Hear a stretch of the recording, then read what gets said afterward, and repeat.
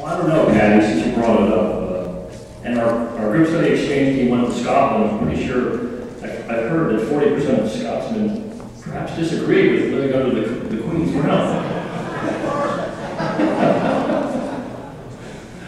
Group study exchange began in 1965 as a unique cultural and vocational exchange opportunity for business and professional men and women.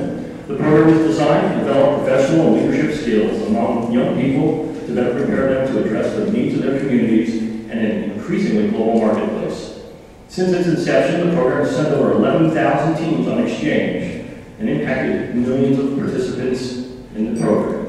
York Rotary has benefited by sending team members and team leaders to many different countries and helping to host a team every year since the district began the program. A group study exchange team is generally composed of 4 non-Rotarians between the ages of 25 and 40 and 1 Rotarian leader. So, next spring, we will actually get to host a team from Scotland, and we will do our best to show them the wonders of South Central Pennsylvania. And perhaps they will all migrate here like the good Patty has to this disheveled government we have. So will this be our final exchange team? No, we actually, after Scotland, there's an exchange with Argentina, but after that, the program is going to have some dramatic changes, and we'll fill you in on those details in the future.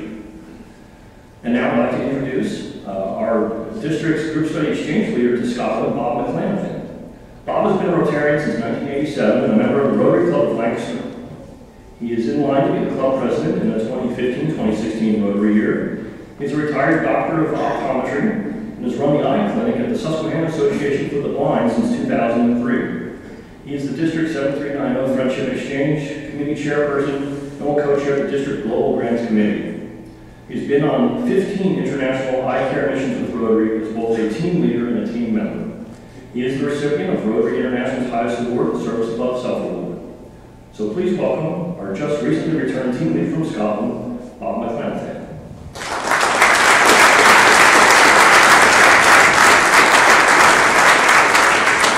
Thank you, Jeff, President John, members of the Rotary Club of York, visitors and guests. Thanks for having us here. John mentioned that I'm to talk about the secrets of Scotland today. The biggest secret of Scotland is what's under the kilt, and I can't tell you. So you're actually Patty can tell you from what I hear. We didn't get around the world in 80 days, or 72 days, much less, but we're in Scotland for 30 days, and we're going to try to share with you some of the things that we experienced. I am Bob McClenathan. I'm a member of the Rotary Club of Lancaster. Somebody mentioned as they came up to the podium that you try to get big-named speakers. McClenathan has 13 letters. It's a pretty big name. Okay. Now I'm actually prepared parts of our talk.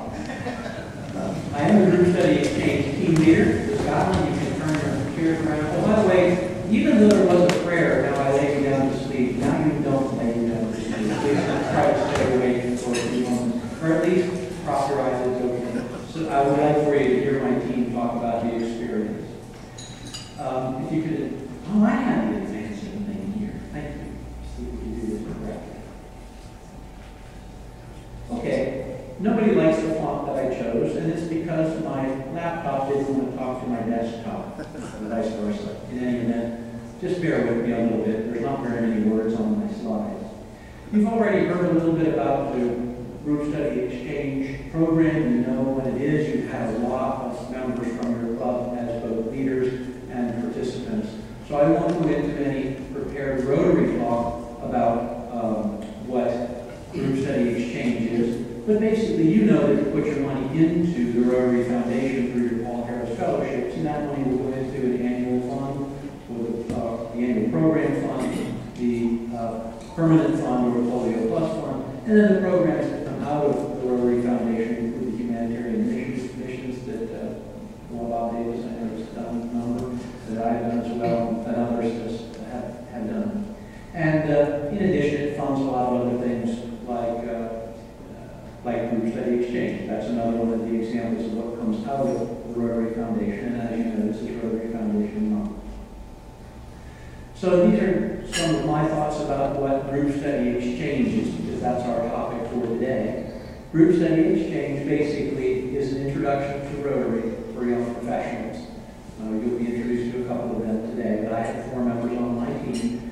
These are people who might find Rotarians, who actually work with Rotarians, and their improving skills benefit the community. So I think it's important for them to participate in this. I hope it was a good program for them. They'll tell you whether it was or not. It's also a people exchange where you can share ideas, talk about Scottish succession, or talk about our presidential elections, but cautiously. And it's a true vocational experience in which we are learning how our own vocations are practiced in foreign countries. Scotland's not grammatically foreign, but this group study exchange takes place around the world. So I'm going to talk about my team. I'm on the left of this photograph. The next person over is Casey Deller, who was sponsored by your club. Next is Emily Provencher, sponsored by the Carlisle Club. The next person over is Ben Doyle, who will speak with you today also, and he was sponsored by the Lancaster Henfield Club. And James Ayala, who was sponsored by the Harrisburg Keystone Club.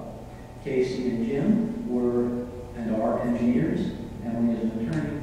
Ben is a cyber technology, cybersecurity specialist. Don't have to memorize this, of course, but we went to many different locations in Scotland. This is just a list of the names of the places that we traveled. We covered from the Firth of Forth, which is that big notch cut near the bottom of the slide into the right-hand side of Great Britain. And we traveled all the way up off the slide on the north there to Shetland Island, which is in that little window at the top. We covered a lot of territory while we were there. So it included homestays with individuals. This is a photograph of a home that I stayed in on Shetland Island. It's the longest continuously inhabited home on Shetland Island. It was built in the 1600s. One of the benefits, I think, of traveling overseas is to learn that history is longer than 1776, which so many people believe, or at least come to believe. Cultural stays includes things like eating the haggis and listening to bagpipes. Bagpipes are great, by the way, for about 15 minutes. Just kidding, I enjoyed it. And then breaking down international barriers, such as recognizing that the world is bigger than you used to think that it was, and now I believe is a priceless benefit of the group study exchange. Just a photograph of some of the regalia of a masked pipe band, which we saw at the Braemar Gathering. And this is also a true vocational experience, in addition to the cultural experience, a vocational experience. I believe I'm going to have my team speak a little bit about this as they approach the podium. And I'll mention that we did have the 2 engineers, an attorney, and a computer specialist, and there's just a list, if you can read my font, talking about some of the locations that they were able to go. So I'll turn the podium over to my team and let them speak for a little bit. First is Ben Doyle. Thank you, Bob. Here in this picture, we actually, our whole group went to one of the forestry plants there where they just had, they grew forest, chopped down the trees, and we weren't really sure what to expect, none of us having been to one before. I was shocked at, I guess, how few people it took. The entire plant was run by about 25 people. It was still a family-owned company. We had an amazing time, had a great tour. They were all very knowledgeable, very friendly. And I'd like to share a few of the vocational visits that I had. First off, I work in the IT department for Prudential Home Sale. Myself and one other are responsible for all of the technology needs for the offices in South Central Pennsylvania, as well as Northern Maryland. The first place we went, I visited Perth and Kinross Council and followed around their IT director. And the first thing we did for about 4 hours was go over IT policy. And this probably sounds incredibly dry to most people, but I found it fascinating. I thought all of the nuances and covering every base, every loophole, the amount of detail that went into it, I thought was absolutely amazing. One of the other places we went was Aviva. It's an international insurance company. And I had a very unique opportunity. I jumped between departments and got to see the entire application development phase. I'd say it's fascinating. It probably takes a certain type of person to appreciate it, but I had no idea how much time, effort, and revisions went into this process. It was incredible. There's a lot of things that I took back and are applicable to my company now. In probably what I'll call half-jokingly the most exciting vocational day I had. The second last stop we made was in Pitlochry, a small town of about 2,000 to 3,000 people, and the vocational day that was planned fell through at the last minute. So one of the club members that had helped set up our visit, Ian, he was probably in his late 60s, and he'd asked what I'd like to do that day. And I said, well, being an avid outdoorsman, I said, well, I'd like to do something outside if possible. And he said, well, okay, let's go for a day of hill walking. And I thought, well, it sounds rather leisurely, sounds like fun. And I realized that hill walking is what we refer to as mountain climbing. There are, over in the UK, there are what are called one roads, and it's any mountain that's over 3,000 feet. There's about 300 of them, and Ian has ascended just about all of them, as well as been to the base of Everest. I didn't realize this when we started climbing. So we drove to the base, got out of the car, and I craned backwards and saw the summit somewhere upward in the clouds. So 4.5 to 5 hours later, we reached the very top, and it was one of the most amazing experiences. The clouds all eventually parted, and we had a great walk up, down, and I did my very best to keep up with them. But it was an amazing experience. When we weren't visiting the clubs or the different companies, the Argos were gracious enough to bring us around to all the sites in the area. We moved around about every 3 days, so they had very limited time with us. But I can't adequately express just how gracious, how hospitable and friendly everyone was. Bringing us into their homes, into their lives, families, their clubs, their jobs. It's a once-in-a-lifetime opportunity. And with that, I will turn it over to my teammate, Casey Deller.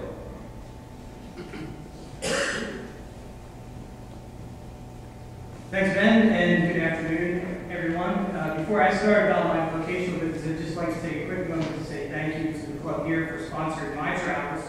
I do feel it was an incredible experience made possible by all of you through your sponsorship. Also made possible by your president, John, who I also refer to as my president, John. I am an engineer at CS Davidson, so John and the rest of the staff here were very gracious not only to let me go, but to cover for me while I was gone for each trip to leave a little bit of time with us. So jumping into my presentation, if I can, one of the highlights of my trip was my vocational day and also recreational day at the Fourth Rail Bridge. I know Jeff Hines kind of prepped me on this, that you gotta go there, you gotta go there. The Fourth Rail Bridge was built in about 1888, completed in 1888, and at one time was considered one of the 8 wonders of the world. It spans from Edinburgh north to the opposite side of the Firth of the Forth, which is basically the mouth of the Forth River.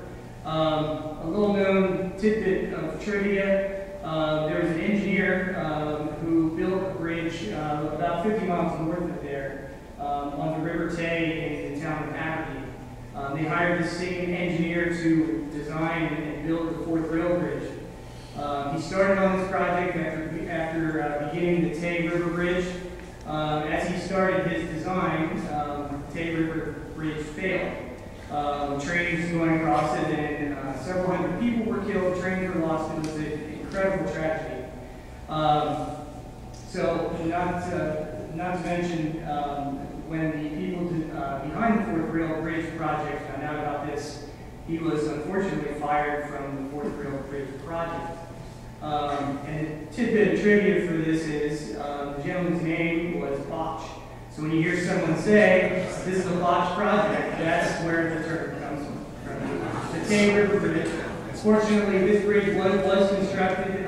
It's pointed out as one of the engineering marvels of the world based on the steel cantilever frame. Another picture of the Fourth Rail Bridge. We were actually able to take boat cruise. This is simply a rail bridge. It's also a cable suspension bridge that takes vehicle traffic, and they're under construction right now for a cable stay bridge to handle additional vehicle traffic. So there's going to be 3 bridges built in succession, or excuse me, it's built in parallel, that are all different styles of bridges. So it's kind of an engineer's dream. One of the sites that I visited was in the northern part of the mainland, where they were building solar wind turbines. Scotland's very progressive in their construction of alternative energies, green energies. This site is really unique. If you can picture the loading required to make a gigantic wind turbine stand up, like the ones you might see on the other side of the river by Chickies Rock, that was built on 15 vertical feet of peat. And for those who don't know what peat is, picture mashed potatoes with a little bit of root structure and dyed black. That's peat. So there was 15 vertical feet of that they had to build a solid foundation on, strong enough to hold the wind forces and loading from one of those wind turbines. The other very unique site was a hydroelectric power generation facility at Loch Sloy. This is the photo of the bridge from directly downstream of that bridge. And it might look kind of weird because there's no river, there's no stream, there's no outflow. One of the things that they're able to do in Scotland for hydroelectricity is based on the weather, the adequate rainfall, and the positive levels of underground water flows. They're able to build dam structures in big locks, we call them lakes, at the top of a valley, at the top of a mountain range. So behind that dam, there's a substantial lake. And coming out of that lake, there are massive pipes. Each one of those pipes is about 4 feet in diameter and feeds one of these hydroelectric power turbines. Scotland has very little nuclear energy. They are moving towards wind, solar, and oceanic power generations, but their primary energy source lies in hydroelectricity. One of the most substantial sites that we saw was on the northern side of Shetland Island. And unknown to me before I got there to really learn about it, the North Sea is one of the highest producers of both oil and natural gas in anywhere in the world. It greatly exceeds the gas done in Texas and in the Caribbean Sea offshore of Texas. The facility that we went to visit was a new natural gas refinery that was currently under construction. The construction of solely just this refinery was a $5 billion project. They built dormitories to house over 800 workers at any given time, with cafeterias, recreation facilities, total self-contained facility in really the middle of nowhere in the northern part of Shetland Island. And again, this is a $5 billion construction project just to build a refinery for a natural gas resource that's expected to last approximately 40 years. So you kind of work those numbers, you can come to the conclusion pretty quickly that it's a very, very lucrative natural gas flow. Then I'll turn it back to Dr. Bob. Thank you, Casey. I have a bunch of slides that we're just going to rocket through that have to do with filling time when my team is not with me as I give this conversation. So I'm going to shoot past some slides and some of the things that we saw. But just a quick comment. I mean, we talk about Ireland being green, but Scotland is very green. The electricity is just about the same, whether it's the same, whether it's produced by green energy resources or by oil and gas. But in any event, they do have a lot of methods for generating their electricity with wind power, and so it's a very popular thing that we want to do. Well, not always popular, because if it's in your backyard, it's not as popular. So the cultural exchange had to do with seeing different things in the country. So we did see a number of castles. This is certainly not a castle, but this dates from about the 1700s. This was just a village where sheep herders or shepherds would live up in the mountains. This is Loch Leven Castle, where Mary Queen of Scots was imprisoned. She did escape from here, but was later beheaded after she abdicated the throne. I tried to learn about Mary Queen of Scots before I returned. It's too complicated. She was betrothed twice before she was 5 years old, and all kinds of intrigues happening between different regions and so forth. But it was too complicated for me. I like our simple American history.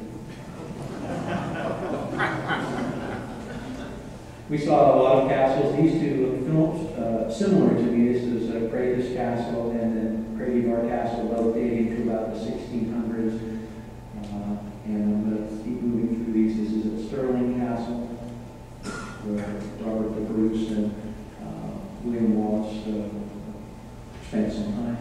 This is Doyle Castle, where the crown jewels of Scotland were hidden, and I confess I've forgotten who they were hidden from. It might have been Montrose, but I'm not positive about that. This is Loch Ness. We failed to find Nessie. I'm sure she's in there, but she wasn't there that day. And in the background, you can see a place called Burkhardt Castle. This is a reconstruction of ancient Scottish dwellings. Again, part of our cultural exchange and learning about the history of the country, at least somewhat. And they've been able to reconstruct these structures from archaeological finds at the bottom of the rocks where the wood has not deteriorated. This is a stone structure dated from about the same era. Both that wooden structure and the stone structure date from about 2,500 years ago. Am I to continue? Very good. Casey's going to step back to the podium.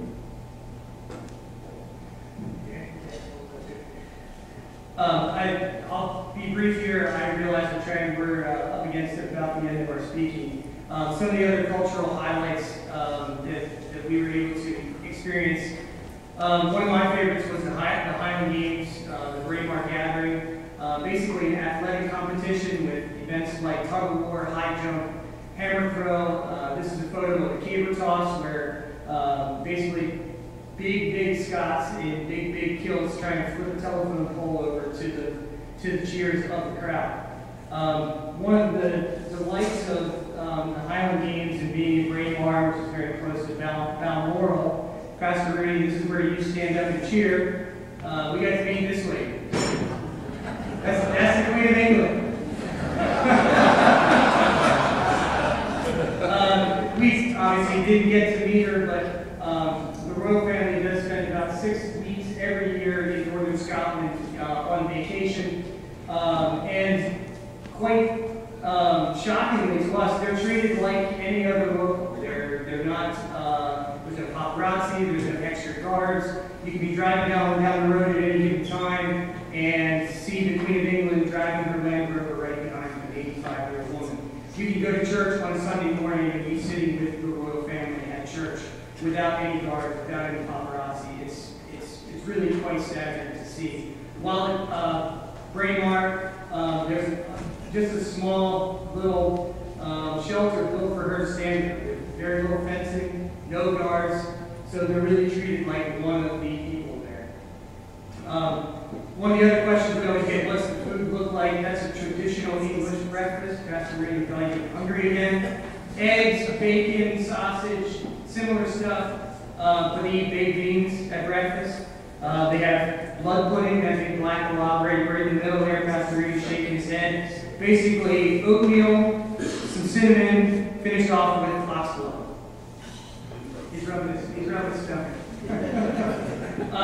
This slide's a little out of order, but locally significant to us here. This cottage is the original home of the Davidson family. Not C.S. Davidson, but Harley Davidson. So one of the pieces that we were able to tie into our presentation there was how their Rotary District, District 1010, is able to directly impact the local history here in York, Pennsylvania. Again, slides out of order. This is a traditional Scottish lunch, small sandwiches, soups. You notice the beer in the background. Traditional dinner, that's chicken stuffed haggis with vegetables, locally grown vegetables, beer in the background once again. Every night we ended up in a place like this. Every night after a place like this, we ended up getting served something that looked like that. Many people have asked me for samples, and I have some with me, but in the emphasis of time, we will skip that part and find it later.